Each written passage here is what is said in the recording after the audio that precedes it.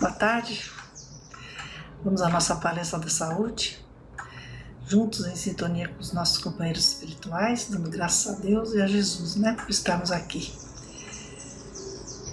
Pai nosso que estais no céu, santificado seja o vosso nome, venha a nós o vosso reino, seja feita a vossa vontade, assim na terra como no céu. O pão nosso de cada dia nos dai hoje, perdoai as nossas ofensas, assim como procuramos perdoar a quem nos tem ofendido. Não nos deixeis cair em tentação, e livrai-nos do mal. Graças a Deus e graças a Jesus. Na semana passada, nós falamos sobre a necessidade de promovermos a nossa reforma íntima, para purificarmos a nossa essência, e assumirmos aquele olhar bom, que Jesus nos recomenda. E entre nossas variadas mazelas morais que foram detalhadas, o orgulho e o egoísmo despontam, como os principais problemas que nós temos, que ainda carregamos aí na nossa essência. Então vamos falar hoje sobre o orgulho e o egoísmo, e de como eliminá-lo da nossa existência. E para isso a gente conta com Allan Kardec, Mas antes vamos ler o Evangelho. O que o Evangelho nos diz, No capítulo 27, pedi o que tereis, condições da prece, temos aqui. E propôs também Jesus esta parábola a uns que confiavam em si mesmos, como se fossem justos, e desprezavam os outros. Subiram 2 homens ao templo a fazer a oração, um fariseu e outro publicano. O fariseu, posto de pé, orava lá no interior do templo e dizia: graças te dou, meu Deus, porque não sou como os demais homens, que são os ladrões, uns injustos, uns adúlteros, como é também este publicano. Eu jejuo 2 vezes na semana, pago o dízimo de tudo que tenho. E o publicano, pelo contrário, posto lá de longe, não ousava nem ainda levantar os olhos ao céu, mas batia no peito, dizendo: meu Deus, sê propício a mim, pecador. Digo-vos, então, diz Jesus, digo-vos que este voltou justificado para a sua casa, e não o outro, porque todo o que se exalta será humilhado, e todo o que se humilha será exaltado. Isso é de Lucas. Nos chamando para a questão do orgulho, No capítulo 7, Bem-aventurados os pobres de espírito, nas instruções dos espíritos, o Adolfo, bispo de Alger, Marmande, em 1862, nos diz: homens, por que lamentais as calamidades que vós mesmos amontoastes sobre a vossa cabeça? Desprezastes a santa e divina moral do Cristo. Não vos admireis que a taça da iniquidade tenha transbordado por toda parte. Tem tudo a ver com o que acontece com a gente hoje, E o que já aconteceu em vários tempos. O mal-estar se torna geral. A quem se deve senão a vós mesmos, que incessantemente procurais aniquilar-vos uns aos outros? Não podeis ser felizes sem mútua benevolência, e como poderá esta existir juntamente com o orgulho? Orgulho, eis a fonte de vossos males. Dedicai-vos, pois, à tarefa de destruí-lo, se não quiserdes perpetuar as suas funestas consequências. Um só meio tendes para isso, mas infalível: tomai a lei do Cristo por regra variável de vossa conduta. Essa lei que haveis rejeitado ou falseado na sua interpretação.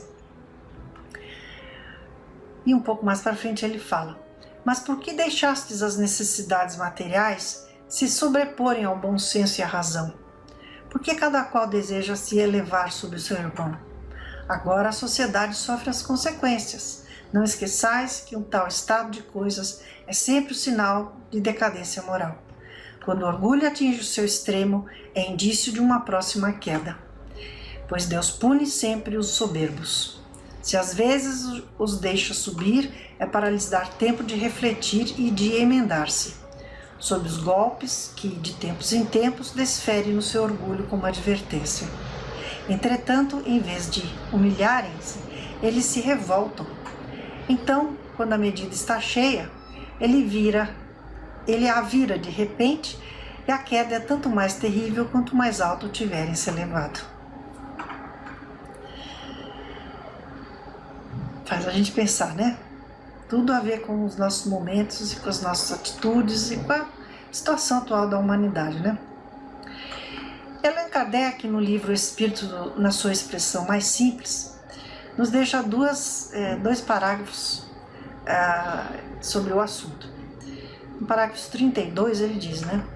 O egoísmo e o orgulho existem no coração do homem porque estes são espíritos que desde o princípio seguiram o caminho do mal e foram exilados para a terra, punidos por aqueles mesmos vícios. É esse ainda o pecado original de que muitos ainda não se despojaram.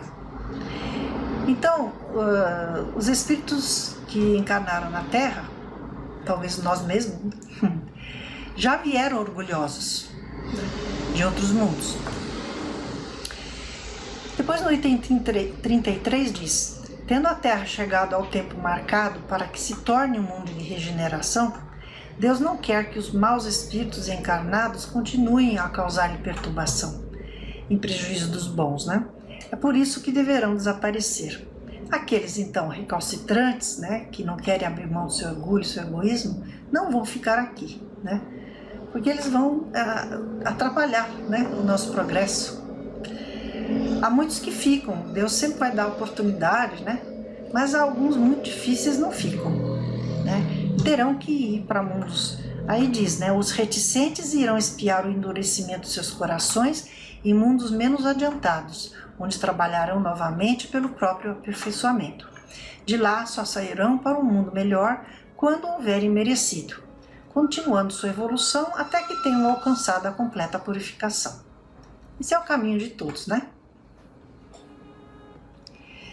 E Allan Kardec, em Obras Póstumas, na primeira parte do livro, destaca um capítulo só para falar do egoísmo e do orgulho, suas causas, seus efeitos e os meios de destruí-los. Eu queria seguir aqui a sequência, né, do pensamento de Kardec, porque na genialidade dele, ele deixa bem claro essa forma de destruir essas duas mazelas, né? Então, segue assim: sabemos que o orgulho e o egoísmo sempre andam de mãos dadas, dando origem à maior parte das misérias do nosso planeta, né? Cada um pensa em si antes de pensar nos outros e quer, antes de tudo, satisfazer os seus desejos, sacrificando sem escrúpulos os interesses dos outros. E daí todos os conflitos e as misérias. A exaltação da personalidade leva o homem a considerar-se acima dos outros. Julgando-se com direitos superiores, melindra-se com o que achar que seja uma ofensa aos seus direitos. Então, a importância que o orgulhoso atribui à sua pessoa, naturalmente o torna egoísta. Então, o egoísmo e o orgulho nascem de um sentimento natural, né? O instinto de conservação. Todos os instintos têm sua razão de ser e sua utilidade, porquanto Deus nada pode ter feito de inútil, né? Contido em justos limites, aquele sentimento, né, do instinto de conservação é bom em si mesmo, é providencial, é útil, né? Principalmente em épocas muito difíceis de sobrevivência, o instinto de conservação é muito importante para nós. Então, mas Deus não criou o homem orgulhoso e egoísta. Ele nos criou simples e ignorantes, né? O homem é que se fez egoísta e orgulhoso, exagerando nesse instinto de conservação, né? Para que os homens vivam em paz e felizes na terra como irmãos, então é preciso atacar a raiz do mal, o orgulho e o egoísmo. Pode-se pensar, né, que seja impossível destruir o orgulho e o egoísmo, porque são vícios inerentes à espécie humana. Tem quem diga isso, né? Entretanto, considerando a nossa história, não podemos negar que tenha havido progresso, né, no mundo. É só a gente olhar a nossa história, né? Éramos muito piores antigamente. E continuamos progredindo, né? Temos que admitir a existência de pessoas boas nesse mundo, né? Pessoas de índole generosa, né? Que têm um amor inato, né? Amor ao próximo, humildade, devotamento, abnegação, né? Só que o número dessas pessoas é muito menor do que o número de orgulhosos egoístas, né? Há muito mais criaturas, mas há muito mais criaturas boas, né, do que a gente pensa. A questão é que o orgulhoso, né, ele fica em evidência, ele gosta de estar em evidência, né? E as pessoas de virtude, né, são modestas, né? Elas ficam na obscuridade, não se aparecem, né? Então precisamos fazer com que o bem prevaleça sobre o mal, para podermos nos tornar um mundo de regeneração. Sabemos disso, né? Então é mudar essa proporção, né? Precisamos ter mais pessoas boas do que más para entrarmos no mundo de regeneração, né? E das causas do mal, a principal reside na ideia falsa que o homem faz da sua natureza, do seu passado e do seu futuro. Por não saber de onde vem, o homem acha que ele é mais do que é. E não sabendo para onde vai, ele se concentra na vida terrena com toda a sua atenção. Anseia por todas as satisfações, por todos os gozos e atropela sem escrúpulo seu semelhante, se esse lhe impõe alguma dificuldade, né? Essa é a atitude do orgulhoso e do egoísta. A igualdade, né, não interessa a eles, né? Porque ele quer todos os direitos para si. A fraternidade lhe impõe sacrifícios em detrimento do seu bem-estar, também não lhe interessa. Agora, na medida em que o homem se identifica com a vida futura, né, e compreende, né, que existe um final feliz, né, ele vai mudar completamente a sua maneira de se ver, né? Como o indivíduo, né, que mora numa casa, aqui Kardec dá o exemplo, o indivíduo que tem de permanecer por poucas horas numa habitação má, que lhe causa muito desconforto, né, e que sabe que ao sair terá outra magnífica para o resto dos seus dias, ele vai fazer de tudo o que ele puder para sair dessa habitação má, né?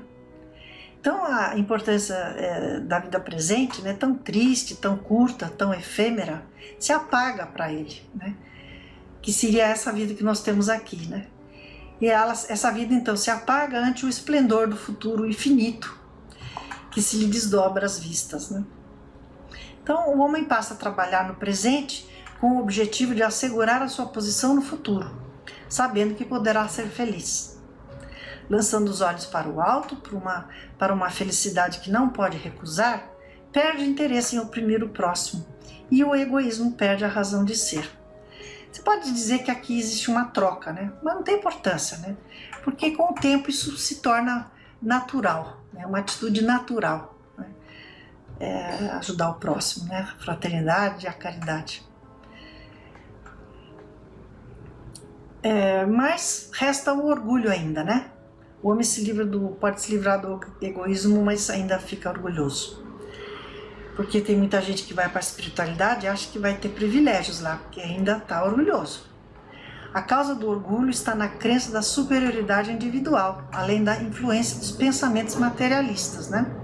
Centrados na vida corpórea. Tem muito orgulhoso, né? Como eu disse aqui, que chega no plano, espera privilégios, acha que vai ter tratamento especial, né? A incredulidade em Deus, né, a falta de crença em Deus estimula o orgulho, na medida em que ele não crê na existência de um poder superior, né? O incrédulo apenas crê em si mesmo, unicamente vê como a obra do acaso, né, os problemas que o atingem. E quando ele é agraciado por coisas boas, não crendo em Deus, né, se ele não crê em Deus, ele rende graças ao acaso ou ao seu próprio mérito. É aquela história, né? Fui eu que consegui, né? Ou então tive sorte. Enquanto que aquele que tem fé sempre percebe a mão de Deus e se submete a Deus, né? Crer em Deus e na vida futura, assim, é a primeira condição para moderar o orgulho, né? Mas juntamente com o futuro, é necessário então ver o passado, para fazer a ideia exata do presente. Para que o orgulhoso deixe de crer na sua superioridade, cumpre que ele tenha provas de que ele não é mais do que os outros. E aí vem o Espiritismo contribuir para clarear a visão do homem orgulhoso, lhe proporcionando o conhecimento da pré-existência da alma e da reencarnação. A pré-existência lhe ensina a distinguir entre a vida corporal transitória e a vida espiritual infinita, sabendo que as almas saem todas iguais das mãos do Criador, né? Ele aprende que todas têm o mesmo ponto de partida e a mesma finalidade, que todas as almas hão de alcançar a felicidade e a perfeição em mais ou menos tempo, conforme os nossos esforços, né? Quando ele próprio só chegou a ser o que é, depois de longo tempo, penosamente, ter percorrido, como todos os outros, degraus inferiores da evolução. Então o homem entende, né, que ele teve que passar por todos esses degraus da evolução, todos os degraus inferiores, né? Que as vantagens do nascimento são puramente corpóreas e independem do espírito. E aprende que aquele que se apresenta menos adiantado hoje, dependendo dos seus esforços, ele pode passar na frente, né? Na medida em que ele se aperfeiçoa. Então, o homem reconhecerá, finalmente, que o princípio da igualdade é um princípio de justiça e uma lei da natureza, perante a qual não se admite o orgulho do privilégio. A reencarnação prova que os espíritos podem renascer em diferentes condições sociais, quer por expiação ou provação, né? E ensina que aquele a quem tratamos com desdém hoje pode ter sido nosso superior, nosso igual noutra existência, né? Um amigo, pode ser um parente, né? E se a gente souber disso, a gente o trata com atenções hoje, né? Assim como se a gente souber que um amigo atual foi o seu inimigo, ou que foi um servo, um escravo, nós vamos desprezar essa pessoa. E Deus, que nos conhece, o que ele faz? Ele quer que o mérito, na verdade, do bom comportamento seja nosso, né? E então ele lança um véu sobre o passado. Não sabemos o que se passou. Temos ideia, olhando para trás, pela nossa história, ou através dos fenômenos espirituais. O Espiritismo, então, vem nos ajudar nesse sentido, né? Desse modo, o homem é levado a ver em todos irmãos seus e seus iguais, donde uma base natural para a fraternidade, né? Sabendo que pode ser tratado como haja tratado os outros, a caridade então se torna um dever e uma necessidade. De novo, né? A ideia da troca, mas não tem importância. Começa por interesse, mas isso acaba se tornando uma coisa natural. É um processo. Jesus assentou o princípio da caridade, da igualdade e da fraternidade, fazendo dele uma condição expressa para a salvação. Mas ficou a cargo, então, do Espiritismo sancionar esse princípio, deixar isso muito claro para todos, representando, então, a terceira manifestação da vontade de Deus, né? E o Espiritismo cumpre esse papel, né? Na medida em que ele passa todo esse conhecimento da vida espiritual para os homens, né? Mostra os horizontes, né? Que temos à nossa frente, né? E revela as leis divinas, de uma forma racional, né? Prova que o princípio da caridade, igualdade e fraternidade é uma lei da natureza, né? Que o homem tem o máximo interesse em praticar para alcançar sua perfeição e ser feliz. Então, no campo imenso do infinito, que o Espiritismo permite ao homem ver, né? O homem percebe que por si só ele não vale nada, que todos têm necessidade uns dos outros.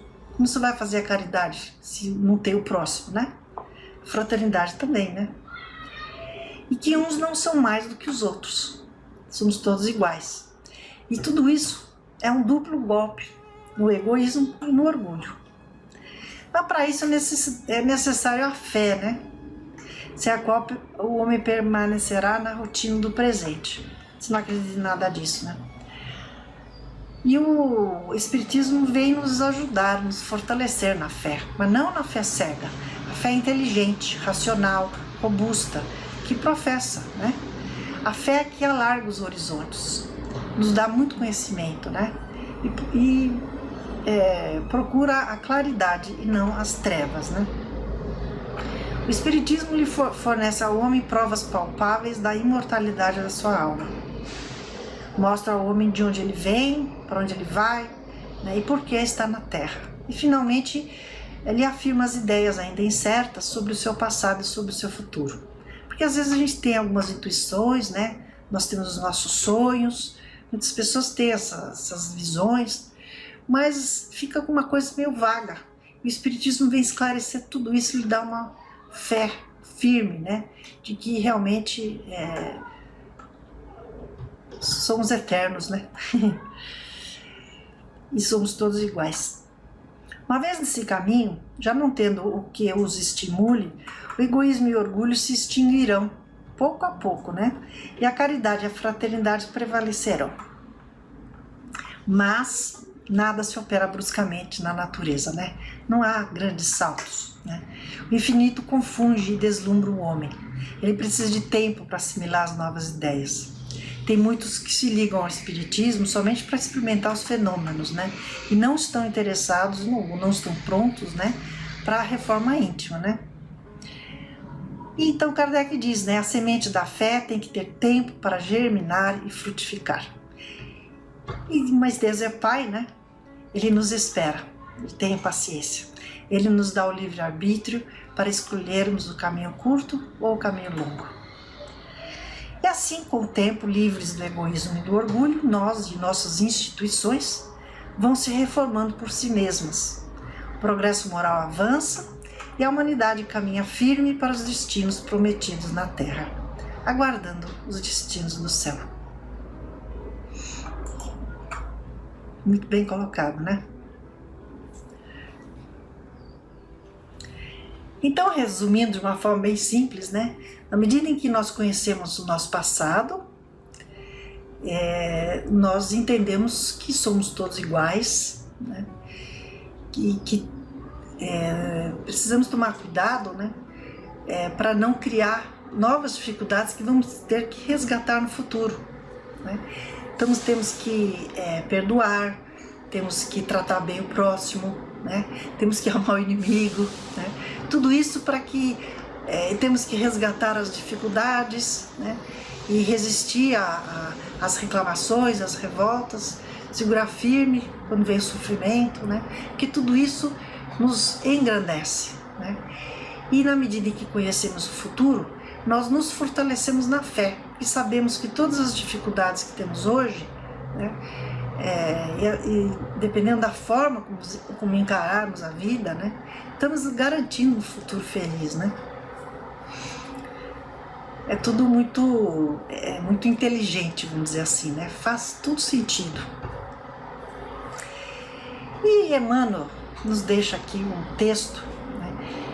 É um texto bem forte, né? Mas eu queria ler isso aqui para vocês, que tem tudo a ver com o nosso assunto. É do livro Religião dos Espíritos, né? E o título se chama Carrasco. Então ele iguala, né, o orgulho a um carrasco. E diz assim: verdugo invisível, onde se lhe evidencia a influência, aparecem a rebeldia e o azedume, preparando a perturbação e a discórdia. Mostra-se na alma que lhe ouve as pérfidas sugestões, à maneira de fera oculta, a atirar-se sobre a presa. Assimilando-lhe a faixa de treva, cai a mente em aflitiva cegueira, dentro da qual não mais enxerga senão a si mesmo. E assim dominada, a criatura, que é esse carrasco, né, ao pé dos outros, é a personificação da exigência, desmandando-se a cada instante em reclamações descabidas, incapaz de anotar os sofrimentos alheios. Pisa nas dores do próximo com a dureza do bronze e recebe-lhe as petições com a agressividade do espinheiro, expelindo pragas e maldições. Onde surge, pede os primeiros lugares, e se lhe os negam, à face das tarefas que a Previdência organiza, não se pede a evocar direitos imaginários, condenando sem análise tudo quanto se lhe expõe ao discernimento. Desatendida nos caprichos particulares com que se aproxima dos setores de luta que desconhece, mastiga a maledicência ou gargalha o sarcasmo, lançando lodo e veneno sobre nomes e circunstâncias que demandam respeito. Se alguém formula ponderações, buscando-lhe o ânimo e a sensatez, grita desesperado contra tudo que não seja adoração a si mesmo, na falsa estimativa dos minguados valores que carrega no fardo de ignorância e basófia. Então, a pessoa invigilante e infeliz, assim transformada em temível fantasma de incompreensão e de intransigência, enrodilha-se na própria sombra, como a tartaruga na carapaça, e em lastimável isolamento de espírito não sabe entender ou perdoar para ser também perdoado e entendido, conquistando-se na inconformação que se lhe amplia no pensamento e na atitude, na palavra e nos atos, tiranizando-lhe a vida como a enfermidade letal que se agiganta no corpo pela multiplicação indiscriminada de perigosos bacilos. Então, orgulho e egoísmo nos fazem muito mal, porque eles atraem, né, vibrações negativas. As pessoas ficam com muita raiva, né? Você atrai ódios, rancores, né? E isso faz mal para o seu espírito, faz mal para o seu corpo, faz mal para a sua saúde, né? E existem aqueles que persistem, né? Eles vêm sendo orgulhosos e egoístas há muitas encarnações, né? E acabam, por exemplo, como explica aqui, nesses criminosos, né? É o que explica a existência de pessoas dessa forma, né? Que se comprazem com o mal, né? Atingido esse estado da alma, não adora outro rumo que não seja o da crueldade, com que muitas vezes se arroja ao despenhadeiro da delinquência, associando-se a todos aqueles que se lhe afinam com as vibrações deprimentes, em largas simbioses de desumanidade e loucura, formando o pavoroso inferno do crime. Irmãos, precatai-vos contra semelhante perseguidor, vestindo o coração na túnica da humildade que tudo compreende e a todos serve, sem cogitar de si mesmo, porque esse estranho carrasco que nos alenta ao egoísmo em toda parte chama-se orgulho. Forte, né? E acho que graças a Deus nós não chegamos nesse ponto, mas temos que tomar cuidado, né? Temos que ser vigilantes o tempo todo, né?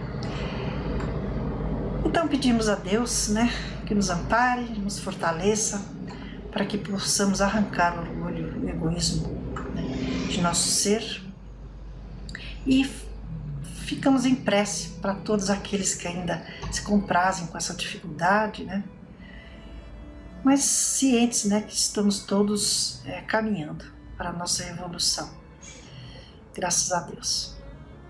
Pedimos pelos que sofrem nesse mundo, seja por calamidades, por conflitos, doenças.